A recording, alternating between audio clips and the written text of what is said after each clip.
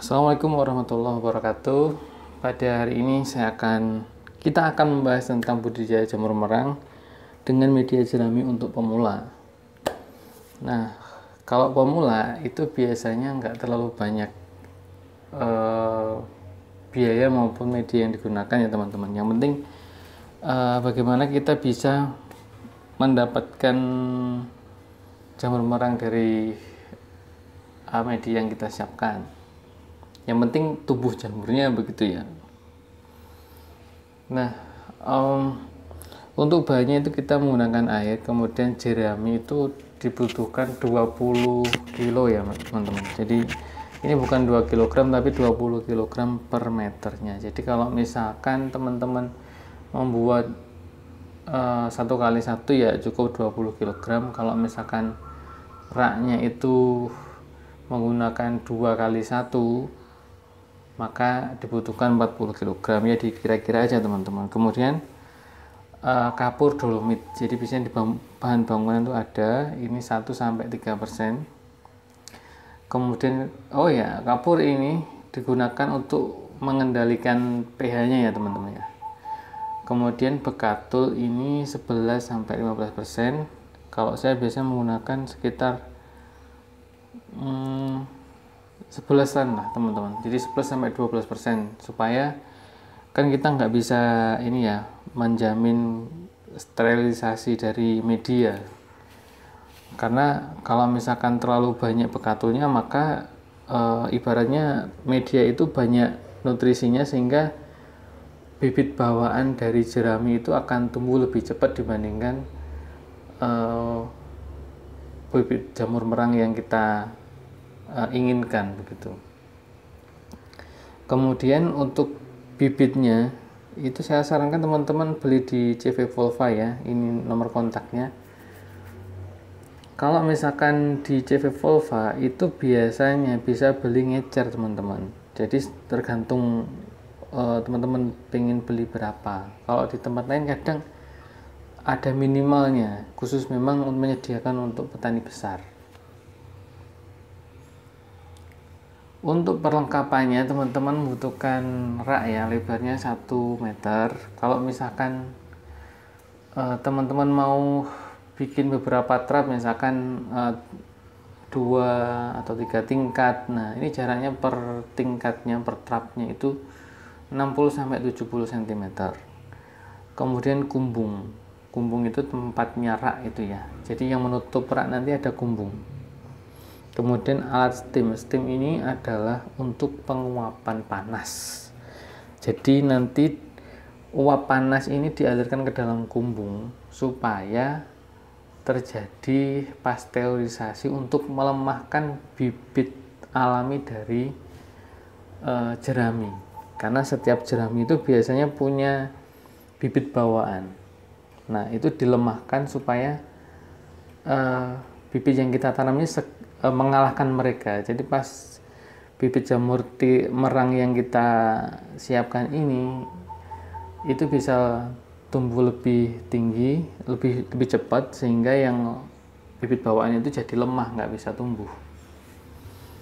Kemudian layar terpal atau banner bekas, ini biasanya untuk alas maupun bisa untuk penutup kumbungnya. Lalu selang dengan paralon di ujungnya digunakan untuk pengocoran ya, pembasahan media, jadi supaya bisa masuk ke dalam tengah-tengah tumpukan jerami.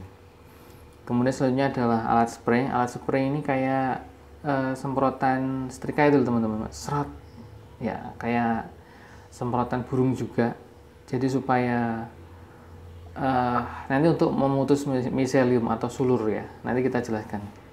Kemudian alat semprot kabut, jadi kalau misalkan teman-teman punya alat spray yang untuk pengkabutan, nanti bisa digunakan untuk menjaga kelembapan dari media. Langkahnya adalah yang pertama, bentangkan dulu terpalnya atau alas untuk pembasahan jerami. Jadi jerami ini dibasahi di atas terpal atau banner bekas. Harapannya supaya nggak kontak di tanah. Kalau misalkan teman-teman punya lantai cor misalkan begitu, yang lantai rapat, itu nggak perlu, nggak apa-apa. Cuma kalau masih alas tanah mendingan pakai lapisan terpal atau banner bekas. Kemudian caranya adalah jerami ini dibasahi dengan cara diinjak-injak teman-teman ya, supaya kan dia itu sebenarnya tahan air ya jerami itu, jadi diinjak biar pecah, biar air masuk. Kemudian jadi kalau misalkan teman-teman ada tempat yang agak cekung gitu, mendingan di situ ya, karena biar airnya nggak kemana-mana, jadi hemat air. Kemudian setelah dibasahi, sudah pecah, sudah basah, ditumpuk teman-teman. Tumpukannya itu sebaiknya model meninggi, tidak melebar tapi tinggi 1 meter terus naik gitu. Kalau cuma sedikit ya ditata ke atas begitu, supaya fermentasinya itu bagus. Lalu setelah itu ditutup sama terpal. Pada hari ketiga setelah pemberian pada hari ketiga dilakukan pemberian bekatul ya. Jadi setelah kita tutup, kita buka pada hari ketiga, kita kasih bekatul. Jadi kita bertahap aja. Jadi dibongkar lagi, ditata, kemudian kayak berlapis-lapis gitu, kasih bekatul, kasih kapur dolomit. Nah, jangan langsung semua ya, berlapis-lapis. Jadi jerami, bekatul, kapur, terus jerami lagi, terus bekatul, kapur, jerami lagi begitu. Jadi bertingkat, berlapis-lapis begitu. Nanti pada hari ketujuh dilakukan pengadukan media. Jadi diaduk-aduk teman-teman, diambil terus diawur-awurkan begitu, kemudian ditumpuk lagi, ditutup lagi. Karena supaya kapur sama bekatulnya itu merata. Tutup kembali supaya fermentasi berlanjut. Nah, pada hari ke-10 media dibuka dan diaduk-aduk agar amoniaknya hilang teman-teman. Kemudian kalau sudah kan itu panas ya, jadi kalau aduk-aduk pakai teman-teman pakai ini ya, pakai alat atau pakai sarung tangan gitu. Nanti kalau sudah amoniaknya sudah hilang ya, sudah kebul-kebulnya sudah hilang, masukkan ke kumbung, ditata di rak. Nah, ini kan kalau dari aduk-aduk nggak padat ya, itu ditata dalam kondisi tidak padat, kemudian tingginya itu 40 cm, lalu dipadatkan. Nah, sambil dipadatkan dikocor sama medianya, itu dikocor sama air dengan selang yang ada pipanya. Nanti dimasukkan di tengah-tengah supaya yang dalam itu bisa basah juga. Kemudian didiamkan sehari sampai air berhenti menetes, karena untuk jamur merang ini membutuhkan kadar air 90%. Berikutnya adalah penguapan atau pasteurisasi dengan suhu 70%. Jadi biasanya kadang itu pakai tong yang dikasih air, kemudian dipanaskan, kemudian uapnya dialirkan lewat pipa masuk ke dalam kumbung. Nah, nanti kalau misalkan medianya itu sudah mencapai suhu 70 derajat Celcius, maka ini dipertahankan selama 3 jam. Setelah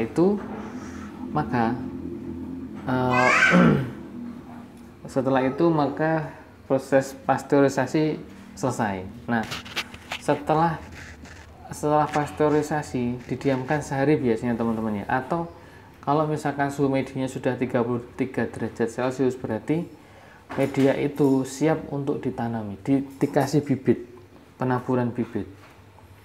Nah, soalnya apa? Kalau misalkan nanti 35 derajat Celcius, bibitnya mati, bibit jamurnya. Selanjutnya kalau setelah penaburan bibit setelah merata, jadi bibitnya itu kan kayak gumpalan teman-teman ya. Jadi ada kayak gumpalan serabut begitu, itu dicerai-beraikan aja, terus kemudian ditaruh di atasnya atau ditaruh di tengah-tengahnya. Kemudian tutup rapat kumbung. Maksudnya penaburan itu ya taruh aja di atas nggak apa-apa sih. nanti dia akan miseliumnya akan menyebar sampai ke dalam. Kemudian tutup rapat kumbung dari udara maupun cahaya selama 4 hari. Pada hari keempat akan muncul sulur atau serabut yang disebut dengan miselium.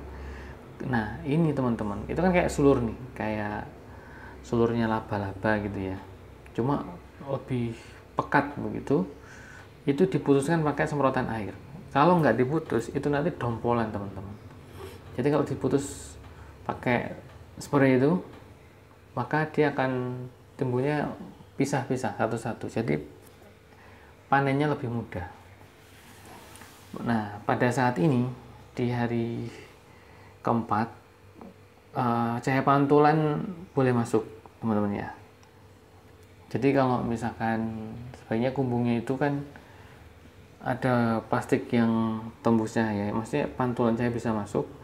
Cuma pas 4 hari setelah penanaman itu ditutup rapat, dilapisi dengan yang rapat sehingga cahaya nggak bisa masuk.